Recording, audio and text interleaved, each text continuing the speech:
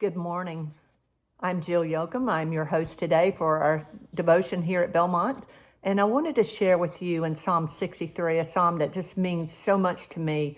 I started putting it to memory when I was just going through a difficult season. I'd lost my husband, became an empty nester, and was really trying to discover who my identity was. And I realized that I'd put my identity in a lot of those things other than my identity in Christ. And so going back to this psalm, it made me just realize my joy and my strength was in the fellowship of God. So David was in the wilderness as he's writing this psalm. In Psalm 63, he said, "O God, you are my God. Early will I seek you. My soul thirsts for you. My flesh longs for you in a dry and thirsty land where there is no water. So I have looked for you in the sanctuary to see your power and your glory. Because your loving kindness is better than life, my lips will praise you. Thus I will bless you while I live. I will lift up my hands in your name. My soul will be satisfied as with marrow and fatness. My mouth shall praise you with joyful lips. When I remember you on my bed, I meditate on you in the night watches, because you have been my help. Therefore, in the shadow of your wings, I will rejoice. My soul follows close behind you, and your right hand upholds me." These verses are just so important to us, especially now. We don't know what's going to happen tomorrow. We never do. I mean, we're in times that we've never known, but we do know this, that God is faithful. He has always been faithful. He never changes, and he is always good. Right now, my circumstances are just crazy, as many people's are.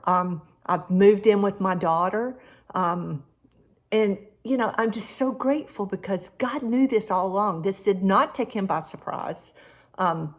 Just the circumstances of not being able to work. I have an MBA. I went to school and can't do anything with it because the things I do are shut down. And I'm not complaining because God has provided beautifully. My daughter has allowed me to move in with her, and I get to homeschool, and I get to be around this beautiful, seeing spring burst into bloom and seeing all the beautiful surroundings with horses and things that the way she grew up. I get to be a part of that again. And it's just blessed my soul over and over. As you see, little Norwood right here, he and my other dog are always with me in the mornings when I do my devotion. And one thing that this has helped me do is remember, number one, that God is faithful. He is always there. And I should always long for him, just like I'm doing right now. And like many of us are right now, turning to him. And I always have trained myself since then to get up early in the morning and seek him first. And he lays out my day for me. And always his loving kindness is better than life. It is better than life. He will never fail us or quit loving us. And he upholds us. He covers us like a hen will cover her chicks. He will cover us in the shadow of his wings. And then he will uphold us with his righteous right hand. And I know he's faithful. He's been faithful to me all along. I've had crazy circumstances, but I tell you, I have been joyful. I've been at peace, and I have been provided for beautifully by the Lord my God.